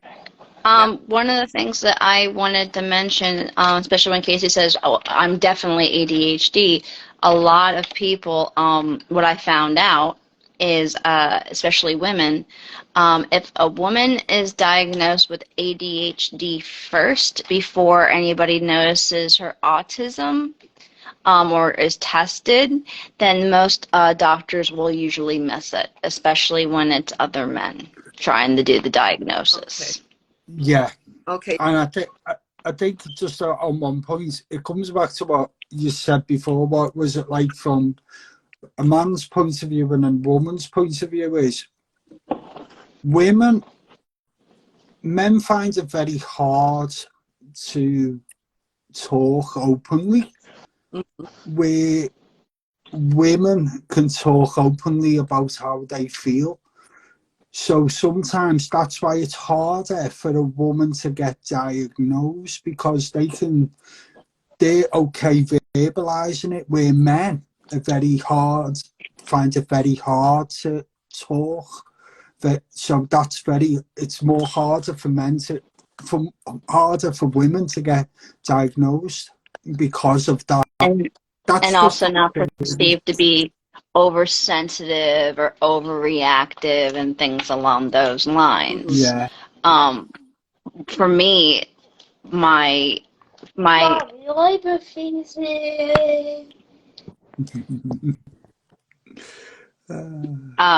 sorry, my son was trying to tell me something really quick. When I started to really unmask was when I hit my first autistic burnout. I was working nonstop. I was having miscommunications with my lead therapist, and it was over something like really silly because of my monotone when I talk to most people. Or the fact that I have a hard time adjusting my tone and Yeah. my volume control. Mm-hmm. Okay. And yeah, I know it's crazy. A New Yorker that was a massage therapist for 12 years that knew how to relax everybody else, but relaxing myself, that's a completely different ballgame. Right. But sorry. no, you're okay. I So within find 24 hours with my first autistic burnout, I lost my job and I lost my car in 24 hours. I was basically tricked to bring my car back to the dealership because I didn't realize that I paid the dealership before I paid my loan. So they wanted to reject my loan. Oh. And all I could remember was the noise and the shouting and the screaming from people and everybody trying to expect me to do something, and all I could do was just sit there and look at my phone. Okay. yeah. I knew I needed to call somebody. I knew I needed to text somebody, but I could not move. I was paralyzed in that space, and I remember like messing with my cuticles and just looking down. Okay. Okay. Yeah. So, I don't want this to get cut off because we're at the Yeah. 2-hour point. Peter, do you have something to say before I close it out? Casey, if you want to talk anytime, my messages are open, so feel free to message anytime, and that goes for everyone. Same. Because I like people who I like to talk to people if they, and plus my messages are open anytime for people to drop me a message if they're feeling a bit low or that. So, and if I don't respond, I've either fell asleep or I'm out. So, Thank you. That's what. anytime. Okay. Yeah. Casey, do you want to say anything before I close? Just thank you for all the knowledge and having this conversation. I really appreciate it, and I enjoyed myself. And nice to officially meet you on live. Hi. Hi. You want to say hi? Hi. Hi. Hello. What's your name? His name is Redis. Did you say hello to me? Also, for some reason, children on the spectrum have a hard time differentiating between he's and she's, even though they know who's a he and a she. You have to spell this. He's saying you have to spell it. Something about spelling. Oh, have God, to you spell sent the me words. me a little message there. Yeah. Come on. So, when you had dropped off, Casey, I just asked that all of us come back. I don't know if you'll be able to do it, but I was hoping sometime this weekend that we could get back and continue this roundtable, because the question that I want to ask next, knowing that what we know now, if somebody was to ask all three of you, what would you bring to the table as a answer to helping, autistic people, or just people on the spectrum of whatever they've been diagnosed with? How would you guys, what would you bring to the table, knowing what you know now, even talking about ourselves now, and I think that would be, kind of like an exploratory. Well, if I could bring this to the table, I think it might help just a little bit, or it might put something in. For me, I think just awareness, like that's how I would bring to the table, is just continuing having conversations. So like if someone did pop in, they're like, like I did, I resonate with this. Right. So that's what I want to talk about. Even if we can't all get together to do it this weekend, I would love to make a plan to do this at least maybe sometime next week. Yeah, I'm up for the weekend or anything, really. Well, it's Saturday now, isn't it? So, well, For Saturday you, for you're me. from the future. Yeah. Sure. Right. So I would love to do this roundtable again. I think so many people have gotten so much information right now, and it should be a continuing conversation, right? Yeah. Okay. I don't Absolutely. know if I'll be able to do it this weekend. I definitely can tune in and like, comment. But the rest of the weekend's pretty busy. But Monday, well, I'm sure everyone's got plans Monday, but Monday I have off because I get American holidays. Yeah. And Uh, we got them. I'm not sure who's not working on Monday, but Monday's Labor Day, so we'll. Wait, it's called Labor Day? I thought it was Memorial Day. Sorry. Oh, I I was like, talking to wait a second. I don't even know about holidays anymore. Yes, Memorial Day. So yeah. So if you guys are not doing the barbecue or anything, have time to do at least an hour round table, I would love to do that on Monday. No, it's not only gonna be an hour. Well, I started out don't do what I I do and say I'm staying on for 10 minutes and then it's like 4 hours later. Don't get me started when it comes to hyper focusing and getting into our special interests, because we could talk about that all day long. Oh, yeah. Yeah. Tell me about it. So I'm going to close this out 10845 with love and wisdom and understanding. I extend my energy and my spirit so that it can be utilized so people can grow. With understanding about it, wisdom and love and understanding and peace and growth. Use it the way you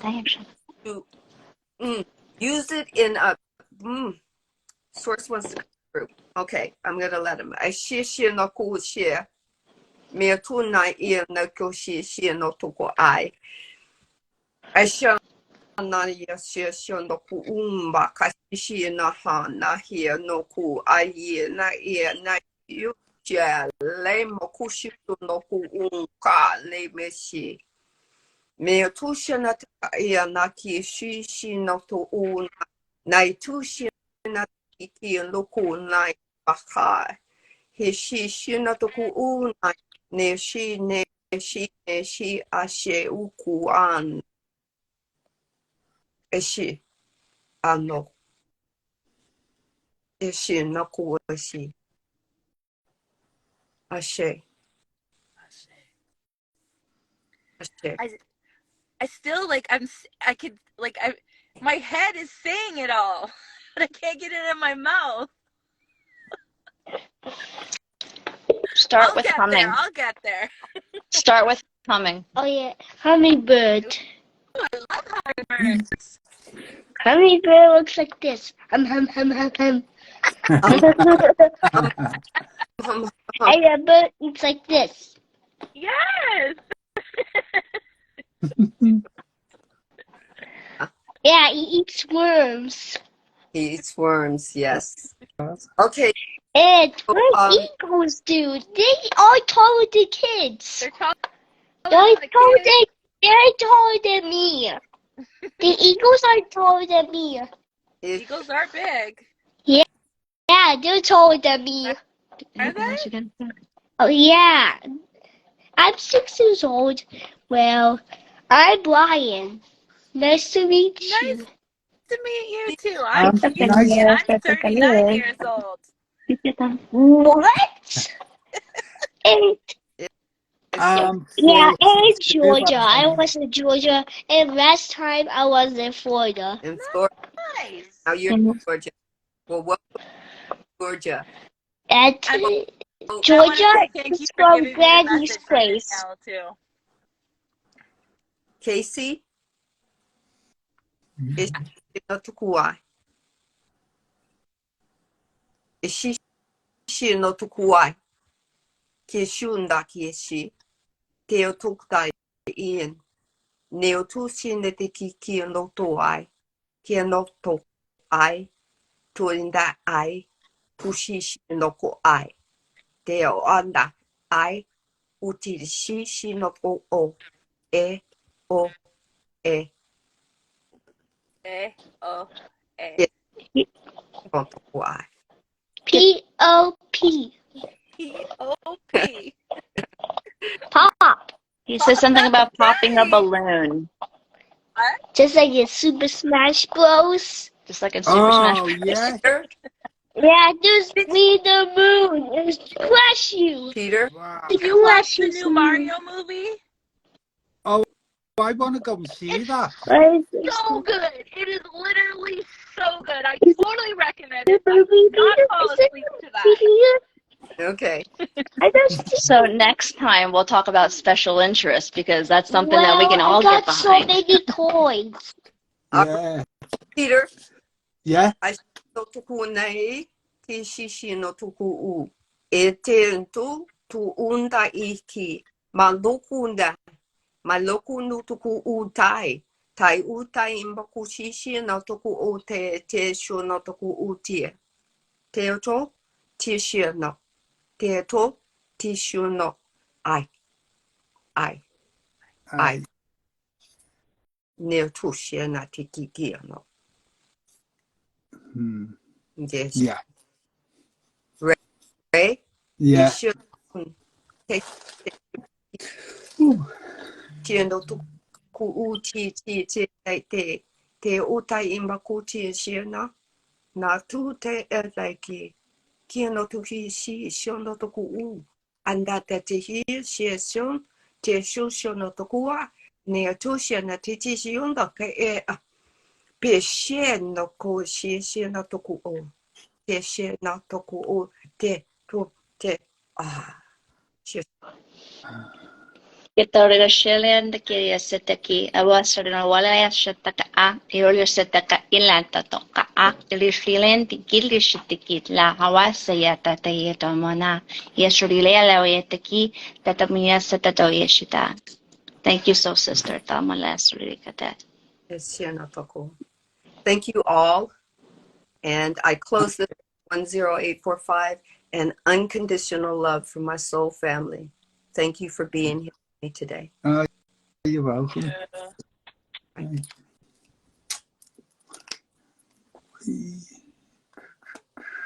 Bye.